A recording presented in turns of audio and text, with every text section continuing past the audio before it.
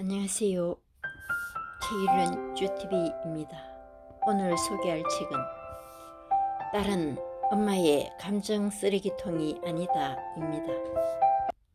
지은이는 가야마 리카, 펴낸 곳은 걷는나무 출판사입니다. 저자는 도쿄 의대를 졸업한 일본의 여자 정신과 의사이다. 가까울수록 상처를 주는 모녀 관계의 심리학 책이라고 할 수 있는데요. 일본, 한국의 장녀들의 이야기라고 할 수 있습니다. 지금부터 책 속으로 들어가 보겠습니다. 우리 사회는 여성에게 자립해서 직업을 갖되 가정은 소홀히 하지 말라는 모순된 메시지를 전했다. 이런 사회적 메시지를 전하는 엄마는 딸에게 비합리적이고 정체를 알 수 없는 존재다.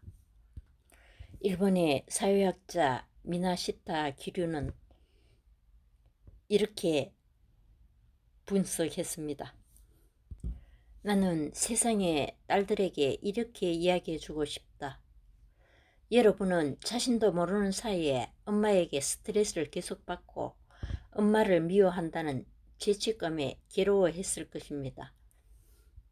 하지만 살아가면서 마주치는 다른 사람들과 마찬가지로 엄마도 엄연한 타인이라는 사실을 받아들이면 마음이 한결 가벼워질 것입니다. 마흔이 넘어서야 깨달은 눈물의 의미.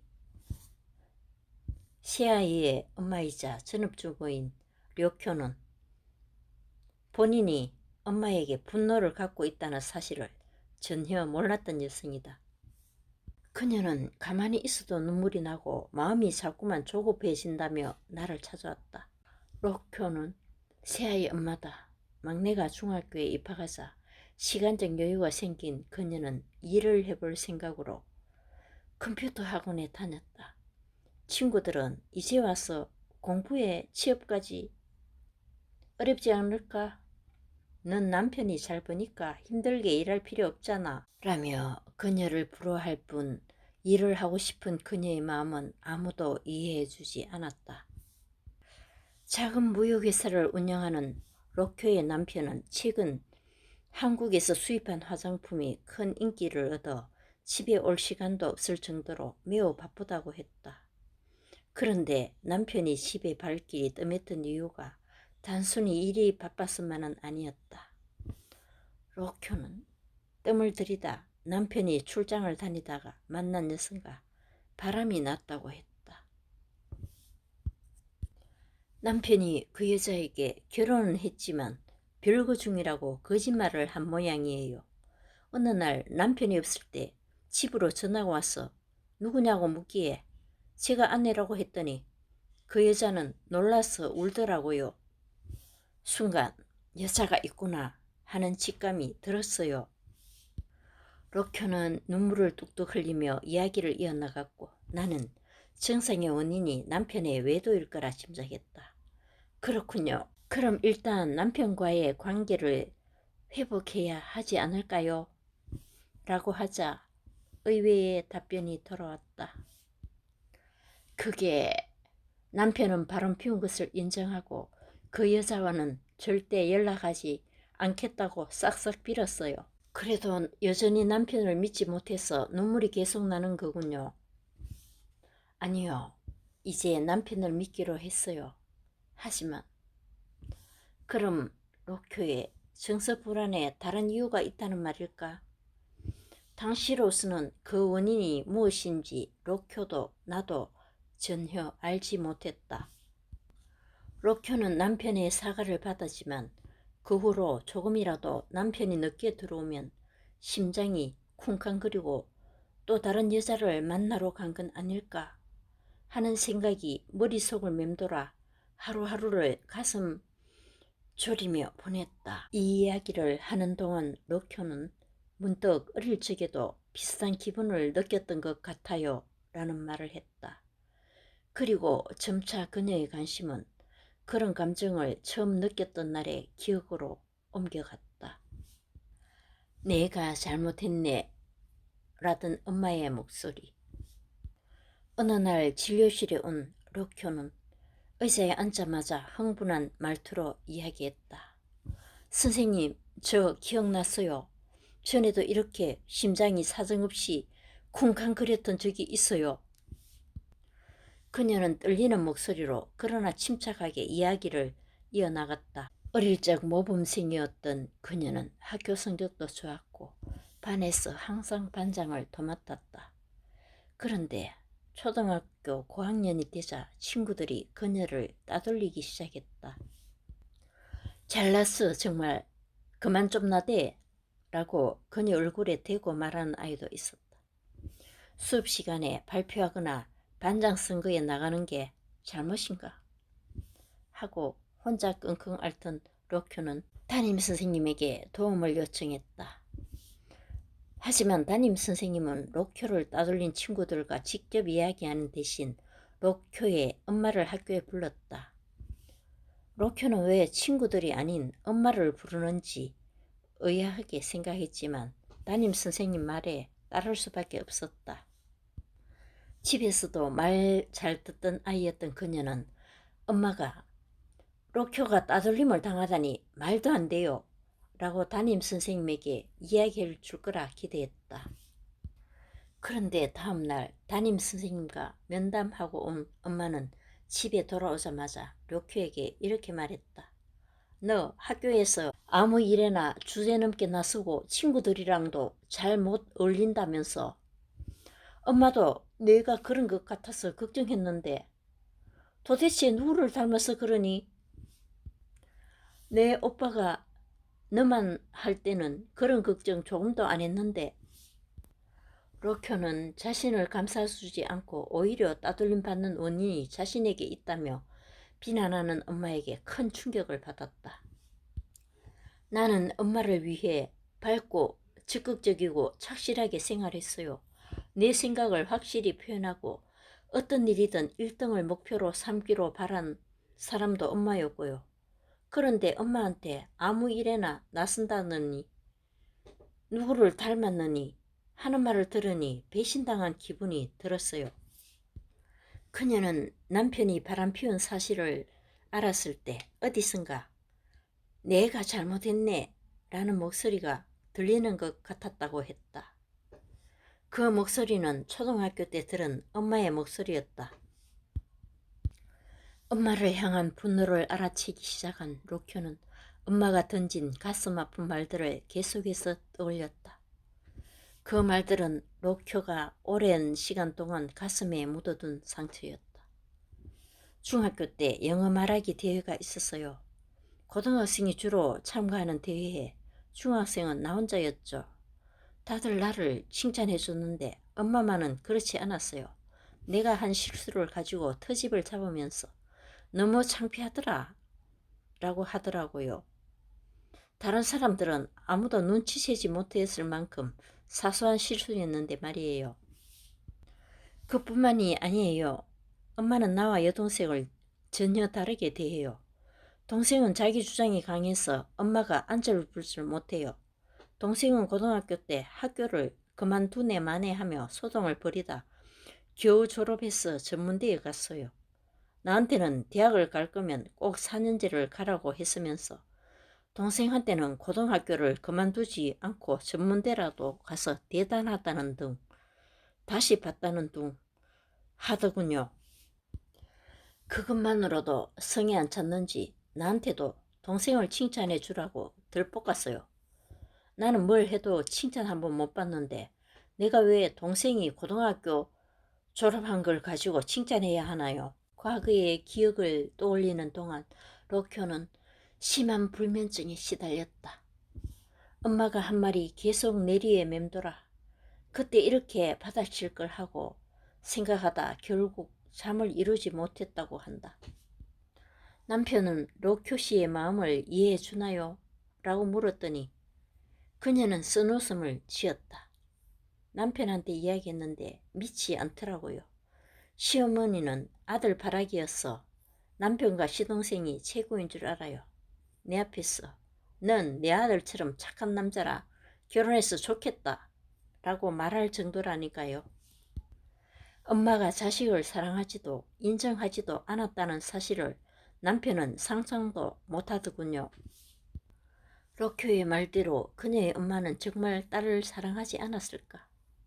그럴 리는 없다. 나는 그녀에게 엄마도 로쿄 씨가 없는 곳에서 딸 자랑을 했을 거예요 라고 했다. 기대치가 높은 딸이라 더 엄하게 대하면서도 딸이 없는 곳에서는 딸을 자랑했을 수 있다고 생각했기 때문이다. 그러자 그녀는 잠시 고민하더니 이렇게 말했다. 엄마는 허풍이 심한 편이라서 남들에게는 내가 대회에서 이렇게 했다, 이런 대학교에 갔다, 이런 남자와 결혼했다 등등 자랑을 늘어놓았을 거예요. 하지만 진심으로 나를 자랑스럽게 생각해서 그런 건 아닐걸요. 나를 통해 엄마 자신이 돋보이고 싶었던 거죠. 시어머니는 애정이 넘쳐 아들 자랑을 하지만 그녀의 엄마는 어디까지나 허영심 때문에 딸 자랑을 한다는 게 그녀의 주장이다. 그러나 이런 생각은 로쿄의 주관적이고 일방적인 판단이 아닐까? 모녀 관계에서 자신이 겪은 일이 무조건 진실이라고 주장하는 경우가 많다. 왜 모녀 관계는 객관적으로 판단하기가 어려울까? 사실 엄마에게 칭찬받은 적이 없다고 토로하는 여성은 로쿄 외에도 매우 많다. 대부분 모범생처럼 착하고 성실했지만 엄마가 한 번도 칭찬해 준 적이 없다는 것이다. 칭찬받지 못한 모범생 중 한 명인 소라의 이야기를 들어보자. 이웃 중에 유미라는 친구가 있어요. 아빠는 트럭 운전기사였고 엄마는 슈퍼마켓에서 아르바이트를 했어요. 가정 형편은 우리 집에 비해 좋지 못했어요. 유미는 발레를 좋아해서 나랑 같은 발레 학원에 다녔어요.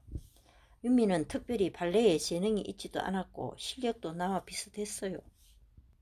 그런데 발레 발표회 날 유미는 말 그대로 슈퍼스타가 됐어요. 부모님뿐만 아니라 할아버지, 할머니, 이모, 삼촌 등 온 가족이 총 출동했더라고요. 유미네 가족 응원단은 유미가 등장하면 와 하고 함성을 질렀어요. 그에 비해 우리 가족 중에서는 부모님과 언니만 왔고 어디에 있는지도 모를 정도로 조용했어요. 발표회가 끝난 후에도 분위기가 완전 달랐어요. 유미는 식구들에게 둘러싸여 연신 잘했다, 예쁘다며 칭찬을 받았죠. 반면 엄마는 이번 발표회는 좀 시시하네, 주인공 맡은 애는 작년에 비해서 별로 발전이 없더라 등 나와는 관계없는 비판만 늘어났죠. 무대가 끝난 직후 무척 뿌듯했는데 엄마가 그렇게 말하니 기운이 쭉 빠지더라고요. 부모라면 자식이 기대한 만큼 못하더라도 칭찬해줘야 하지 않나요? 마치 어제의 일을 이야기하듯 얼굴을 붉히는 그녀에게 그 후로 유미는 어떻게 됐나요? 그게 유미 아버지가 회사에서 해고당하고 나서 식구들 모두 마을을 떠나버렸어요. 당연히 발레 학원도 그만두었다고 한다. 소라는 발레 발표회에서 유미의 엄마를 보고 저것이 바로 엄마다운 태도라고 생각했다. 하지만 결과적으로 발레를 계속한 사람은 자신이었고 유미는 도중에 발레를 그만두어야 했다. 객관적으로 생각하면 좋아하는 발레를 계속시켜준 것도 애정의 표현이 아니었을까?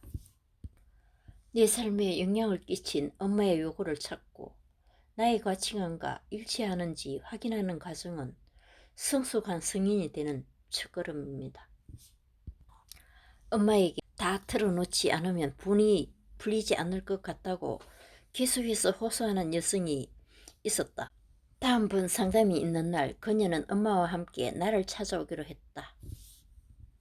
그녀는 여태껏 엄마에게 들었던 가시돋친 말을 떠올리고 그 말들을 방대한 양의 문서로 정리했다. 드디어 그날이 왔다. 그녀의 엄마는 왜 자신이 호출되었는지 모르겠다는 표정으로 진료실에 들어와서는 말했다. 스승님, 제 딸 때문에 고생이 많으시죠? 얘가 옛날부터 신경질적인 면이 있었는데 요즘에 또 일이 잘 안 풀리나 봐요. 시간이 좀 지나면 다시 괜찮아질 거예요. 그러자 딸의 표정이 싹 바뀌었다. 딸은 준비해온 글을 단숨에 읽어 내려갔다. 초등학교 때 좋아하는 색의 책가방이 있었는데 엄마가 못 들게 했다. 한창 예민한 사춘기에 상처 주는 말을 밥 먹듯이 했다. 대학생 때는 엄마가 내 진로를 결정하는데 사사건건 참견했다. 나는 갑작스러운 이야기를 들은 엄마가 통곡하지 않을까 안절부절 못했다. 20분이 넘도록 계속된 딸의 고발은 올해 설날 명절 음식은 필요 없다고 했는데 엄마가 백화점에서 음식을 마음대로 예약한 사건에 이르렀어야 끝났다. 그러자 엄마는 그랬구나. 많은 일들이 있었네. 하고 한숨을 쉬었다. 그리고 이어서 말했다. 미안해. 근데 엄마는 내가 지금까지 말한 일들이 거의 기억이 안 나. 내가 그런 말을 했었니? 딸은 멍하니 입을 벌리고 엄마의 얼굴을 바라보았다. 기억이 안 난다고? 말도 안 돼. 나는 지금까지 쭉 엄마는 왜 그런 말을 했을까?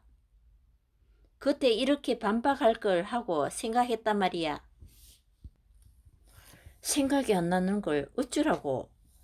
너와 내 동생을 키우느라 내가 얼마나 눈코 뜰 새 없이 바빴는데 너에게 무슨 말을 했는지 어떻게 일일이 기억하니? 오랜 시간 꿈꿔온 딸의 복수는 이렇게 눈 깜빡할 사이에 패배로 끝났다.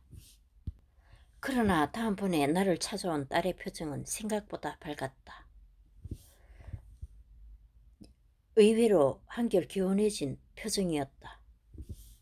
그녀는 이렇게 말했다. 이제 포기했어요. 무슨 말을 해도 방법이 없는 것 같아요.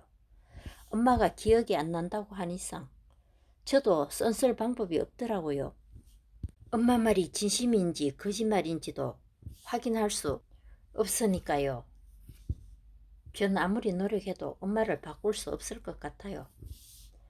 진료실에서 경험하는 모녀 문제는 대부분 이렇게 딸이 포기하는 것으로 결말을 맺는다. 저자는 성인이 된 딸들이 자신의 인생에 막대한 영향을 미친 엄마에게서 빠져나와 적당한 거리를 확보하고 성숙한 어른으로서 홀로 서기를 바란다고 얘기하고 있습니다. 감사합니다.